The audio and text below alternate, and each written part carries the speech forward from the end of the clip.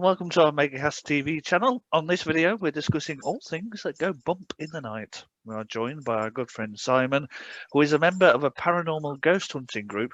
But firstly, let's say hello to my co-host extraordinaire, Trace. How are you? I'm good, Jake. How the devil are you? How's your week been?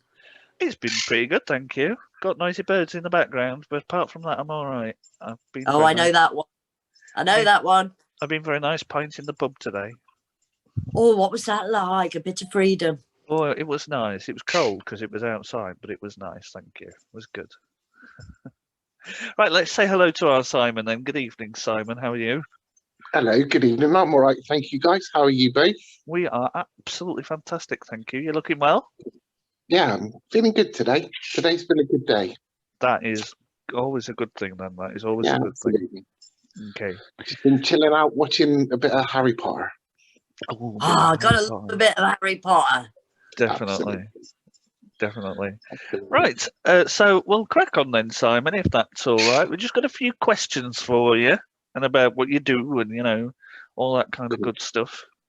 Right. My first question to you, Si, is where was your first ever ghost hunt?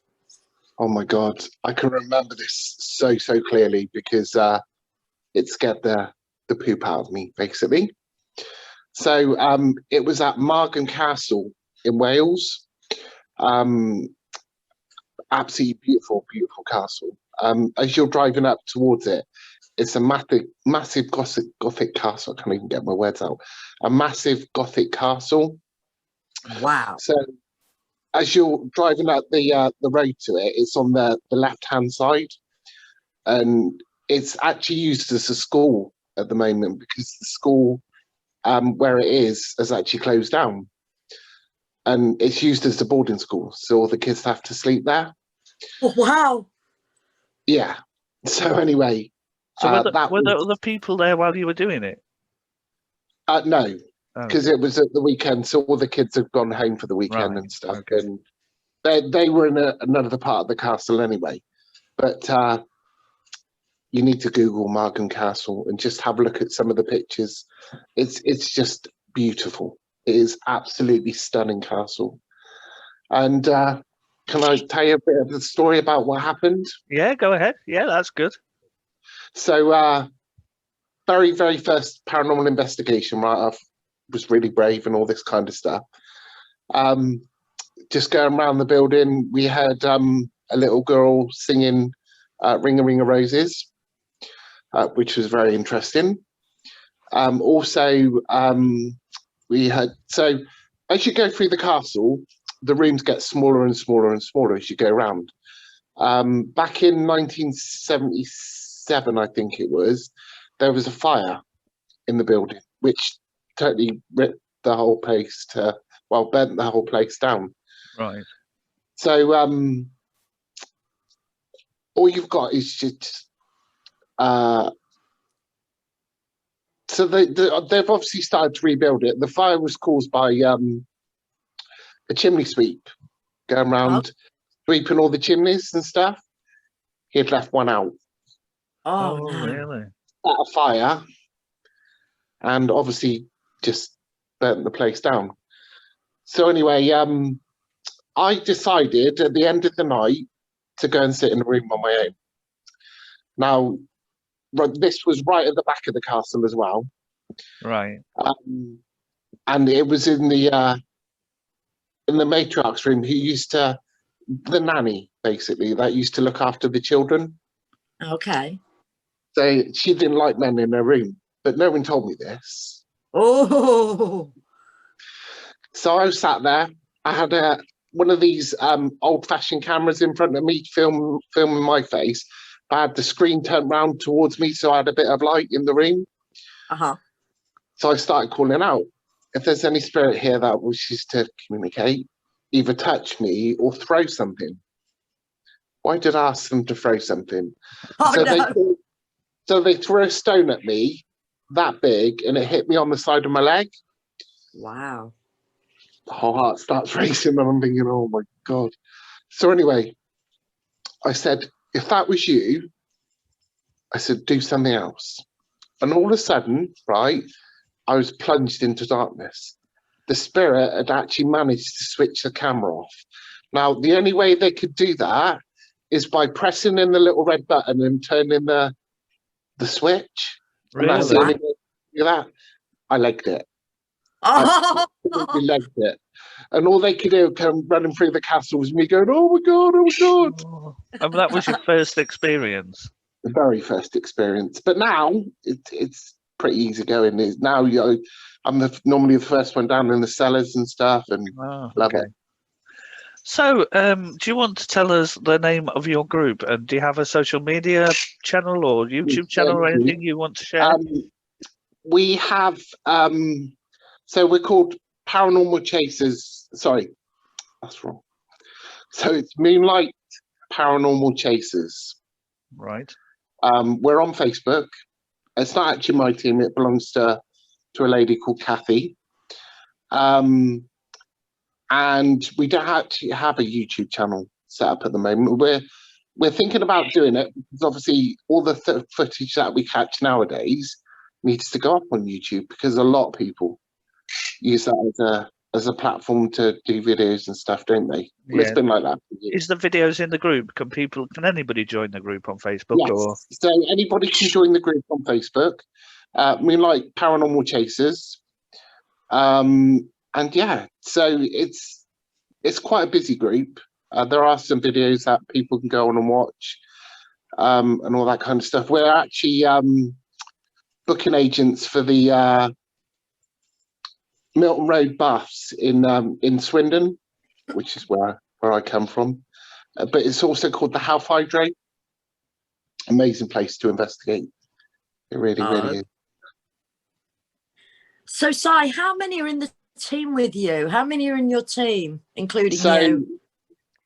There's 12 of us in the team. Wow. But obviously when we go out to places, obviously it makes it a bit cheaper on everyone because some of these buildings want to just charge you mega amounts. Like there's have you ever heard of Pluckley Village? No, I don't think Which is in Kent. Apparently Pluckley Village is one of the most haunted villages in the whole of the country. But all of them claim fame to this. Right. But yeah, I wanted to go and investigate the pub. And he was going to charge me £500. Oh, really? Wow. Mm-hmm. But that's only because most haunted have been there. Okay. Oh, yeah, he's got the publicity thing. Yeah, absolutely. Absolutely. And that's what half of these places do. I mean, there's so many places out there now which want to charge extortionate amounts, but people will pay it that can afford to pay it. Like these groups that do, because I used to do my own public events and I used to have a team of people. We used to take people out on investigations and stuff, but doing those kind of things, you can't enjoy it. You can't enjoy the night because you've got to make sure that everybody else is enjoying their evening. Yeah, and making sure they're following the rules and things. Exactly. Yeah, there's so many rules and regulations involved in all of it now. So I can't believe it. So what kind of people are in your group, Simon? When you go to these places, have you got a medium that's with you? Have you what I'm the group medium. You're the medium that goes. Then who else do you have? Like your cameraman? Do you have? Not necessarily. So we all kind of group up into smaller groups. We go around, do baseline readings to start off with. Baseline readings means you check the temperature in every single room. Obviously, if you're in a massive prison or something like that, you can't do that there. It's virtually impossible. But if we're in, say, like a mansion or somewhere like that, you can possibly do it somewhere like that. And then we go around setting up cameras. I've just bought myself a new camera, actually, to set up. And then we set up trigger objects as well. So a trigger object is something that will, say, an old coin, an old penny or something like that, or cigarettes. Does it have to be an old item, or or can it be a new penny, for example. Yeah, well, yeah. So it could be something like that. I mean, a few months ago, I purchased a big wooden cross, and I put that on a sheet of paper, drew around it, and because we went to, it was an old abbey, and I can't remember the name of the place, but it's up in Evesham. Right. Okay. It was used by a lot of monks, basically, and it's a beautiful place, really stunning. And so I drew around this cross, and you can actually see it moving on the piece of paper. I'll have to find that footage out and show you guys. It's fantastic. Absolutely. That would be good. Yeah, that would be good. So do you know the oldest location you've actually done, or? Oh gosh. I've done so many Yeah, I can old imagine. locations. But I guess one of them would be Highworth Tunnels. Because Highworth is literally just out of Swindon, just outside of Swindon, about 7 miles outside of Swindon. And there's this little old lady who lives in a cottage next door to a big mansion. And in her back garden, she's got tunnels. Okay. Now, all of these tunnels run all over Highworth. However, we can only get to one bit of it because the rest of the tunnels have been blocked up for safety reasons and all that kind of stuff. So, but Highworth is actually in the Doomsday Book. Wow. Mm-hmm. Yeah, absolutely. So Highworth is hundreds of years old.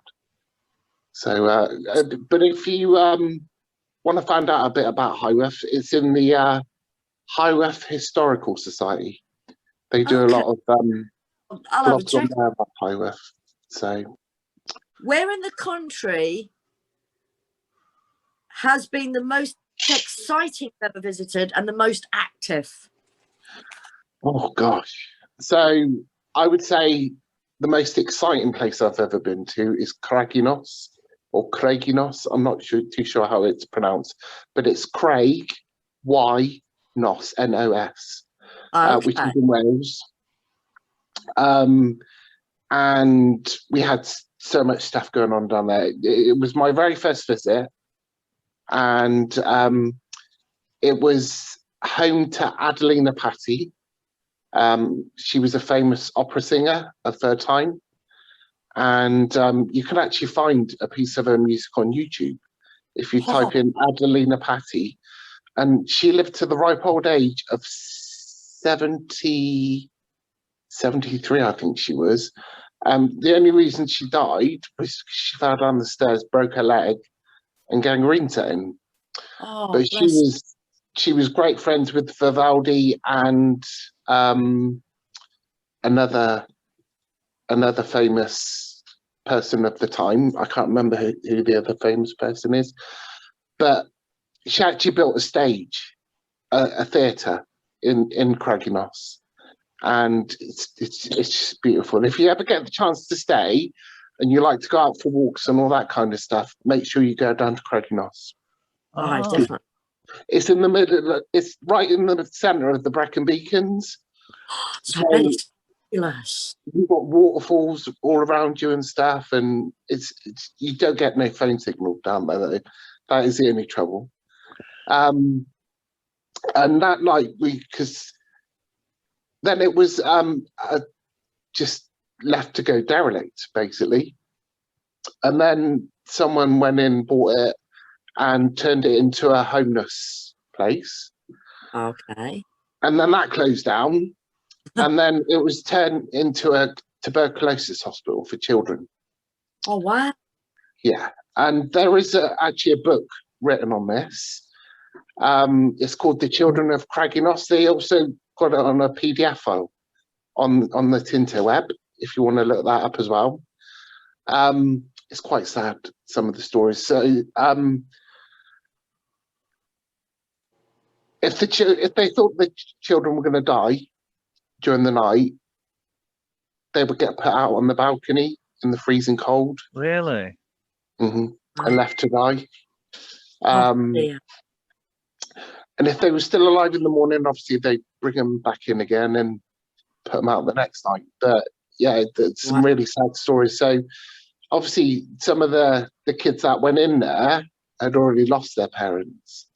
So if any of the other children were brought in presents, as soon as their parents left, they were just taken away from them, because it wasn't fair on the other children. But yeah, there's absolutely devastating stories from Craggy. I can really relate to. That's sad. That is heartbreaking. Yeah, really heartbreaking. How many years have you actually been doing this? And is this the first group you've been involved with? Or no. So I've been doing this for 17, 18 years now. Oh wow, quite a while then. Yeah, I just love it. I really do. Myself and Claire, my wife, obviously you guys know Claire. We lived in a haunted house. It was our third house together, and we had a little girl haunting the house, and she was very jealous of Claire. And this one day, she actually pushed Claire down the stairs. Claire actually felt her hands push her down the stairs. Really? So in the end, I had to shout at this little girl to stop it, and then just everything stopped after that.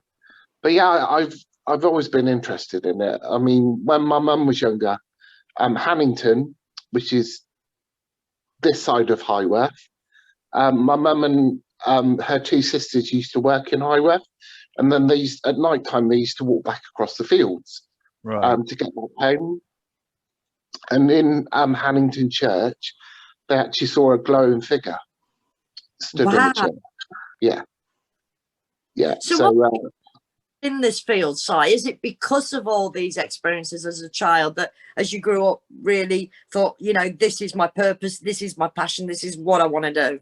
Yeah, I mean, I've always been interested in it. And I remember when I was younger, I think I was about 12, 13, there was a program come on BBC One called Ghost Watch. And I don't know if you guys remembered it, but it scared a lot of people. There was loads of complaints about it as well, and it's on YouTube. I actually found it a few weeks ago, so I decided to watch it again. But people committed suicide because of this program. That's how scary it was. Okay. So I remember for weeks afterwards, I couldn't even sleep in my own bed, so I had to get in with me mum. Oh God! Is that too passionate? Is that what sort of triggered it and thought, I need to investigate this a bit more? And yeah, absolutely. Whenever I'm out on ghost hunts, that's the only time I don't get anxiety of any sort. Oh, wow! Yes, it's just the whole atmosphere, just the whole excitement of it. You're just buzzing. You really are. So can other people come along and join the team just as maybe as a one-off, or can they come and experience a night with you? Or so if we are doing events, then yes, they can. However, if we're doing a private investigation, then no, they can't. But I think this year, hopefully, if we ever get the chance to go back out paranormal investigating, then I know we're going to be doing a couple of events towards the end of the year to take people out on. So when you events, Si, and the private, do you do, this is another question I want to ask you, do you go in and cleanse people's homes as well as doing the main stuff, the main houses? So I'm a spirit rescuer. I was actually taught by a friend of mine who's a Buddhist exorcist. Which you need to get on the show as well. Paul Devlin, his name is. He was the one that I used to do the radio show with. On Swindon 104.5. Absolutely. So he's a Buddhist exorcist. So he was the one who taught me how to do spirit rescue. I've done so many now. It's just crazy. What is a spirit rescue? People don't know. Okay, so a spirit rescue involves me going in with my spirit guide Nathaniel. I work with Nathaniel. I've worked with him most of my life really. But I only ever first experienced him when I was 27. Right. So I go in, I sit down and talk to the people who's having the things going on in their home. I don't ask them anything about what's going on, but I want to know how they're feeling about it and stuff. So I then go around the home, get Nathaniel to communicate with the spirit that's either trapped there or just coming in and out through something like a portal, because most people don't realise that they can open up a portal quite easily in their homes, especially if they're doing meditations or anything like that, because you always have to protect yourself. If you're doing something like that, obviously you're closer to the spirit world than you think you are. The majority of the homes that I've gone into, people have messed about with Ouija boards. Oh, really? Or tarot cards also, because I know that you two are readers, but you always need to protect yourself, as you know, because doing all that kind of stuff is literally like opening up a Ouija board. That's right. They can attack, can't they? Yeah, they certainly can. So I then go in and get rid of whatever's there. And I don't burn sage. I never burn sage in someone else's home. So what I've got my singing bowl. They're beautiful. So, yeah, I love my singing bowls. I really, really do. So what I do is I sit there in a meditative state and I do my singing bowl, and I visualize the waves from my singing bowl just rippling throughout the room, so that also cleanses the room. So if you guys ever need to cleanse a room and you've got a singing bowl, just sit on your bed and do your singing bowl and just visualize those ripples going up throughout the room. Make sure you get them in all the corners as well, and that's another way to cleanse. I said, fabulous, Si. Thanks for sharing that. That's something I didn't know. Yeah. So, Si, what's the scariest thing that's happened on an investigation to you personally? You know, something that you've thought, I am never coming back here again, kind of thing. Do you know what I mean? So that was actually up at Derby Royal Infirmary. We were up there doing an investigation, and I don't know if you know anything about Derby Royal Infirmary, but it was Florence Nightingale was actually there for a little while. Yeah, so she actually worked there for a little while, and such an old hospital. It was unbelievable. So when we went in there was metal baths and all that kind of stuff, but they were obviously bathing the patients in still. So we went to this one ward 18, and the minute you walked on this ward, literally a gush of energy went like that, just hit us. It was like a train coming towards us. It winded myself, my friend Kevin, his wife Louise at the time, and also I had another friend with us, Keith Boy 20. You probably remember him from from Power Talk. And it knocked us over, literally. Wow. I literally had to step out, and I just couldn't go back on there because it was that powerful. So anyway, all four of us went and sat back in the tea room just to calm myself back down again. And then we managed to get, sorry, someone sending me messages. And then we managed to go back on there. And after that, everything was fine. But I think that's probably one of the most scariest things that's happened. But also, while we were out there, we went on the children's ward. And we were communicating with the child on there. and this child said that he was abused by one of the nurses back in the day. Oh my And God. no word of a lie, Keith's voice recorder switched on. Right. So it picked up, so the spirit, the little boy that was telling us that he'd been abused, a male spirit come on the voice recorder and it went, "Don't say that." Wow. Oh, wow. In that voice. And then it kept going, "Piss off, piss off." And it literally said that 3 times. And I was like, oh, just crazy. And at the time, you can also feel that energy as well. I'm sure you guys work with energy a lot. And Because it can make you feel quite poorly, can't it? Yeah, it made you feel sick to your stomach. It really, really did. Crazy energy. So what instruments, Si, when you go out on your paranormal, what instruments do you take with you? Okay, so I've got a really old music box because for some unknown reason, Spirit like the music box.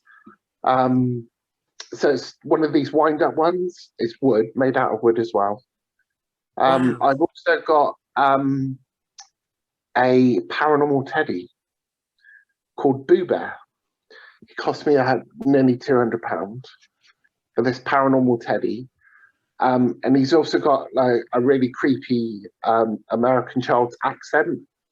So when you switch him on, he makes a long bleeping sound. And then all of a sudden you go, "Hi, I'm Boo Buddy. What's your name?" Oh, okay. Yeah. What's his purpose, Si? So he can actually pick up on spirit. So we went to Watlington House, which is in Bristol. And I picked up on 2 young girls that worked there back in the day. And I was saying to them, "Can you see that little teddy bear? If you go and touch him on his tummy, he will like that." So Boo Bear says random stuff as well. It's like, "Do you know your ABCs?" and all this kind of stuff. But they're not random stuff. So if Spirit is touching them on his hands, he'll go, "Oh, I like holding hands with you."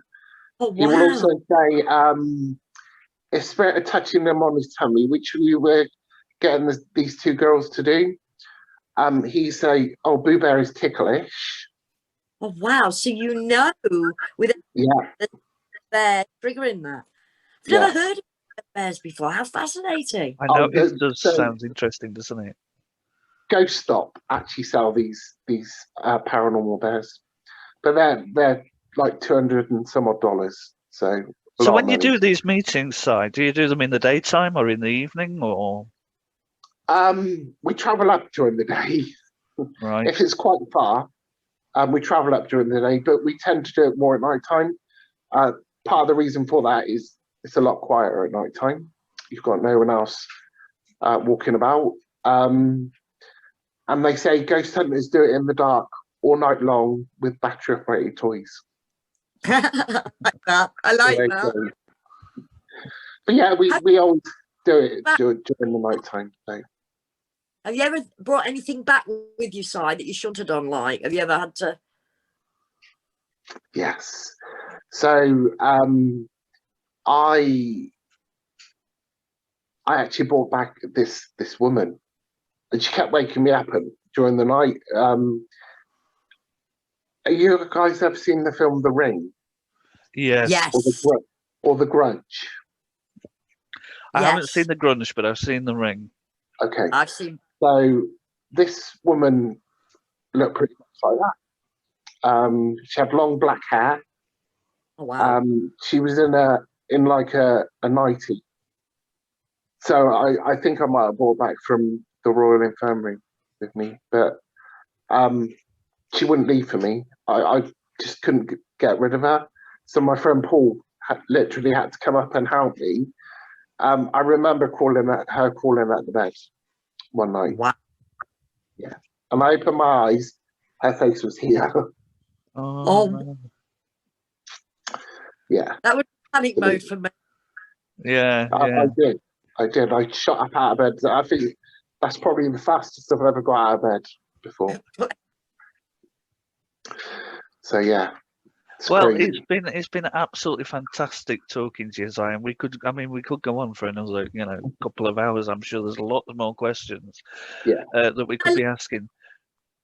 I love the way also, Jay, with Si doing the job he's doing, the knowledge, the historical knowledge you've obtained through doing that is amazing. Yeah. Yeah, So I just love it, Trace.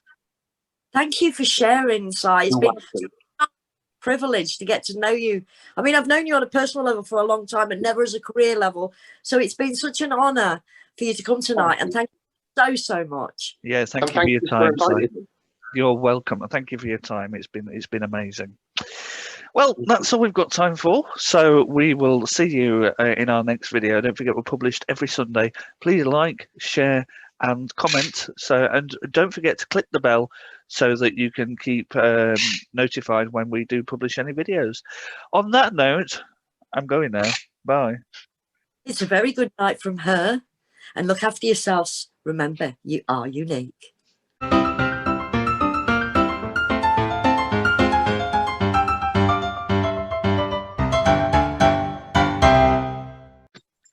How you doing, Si? You all right? Is Mum all right?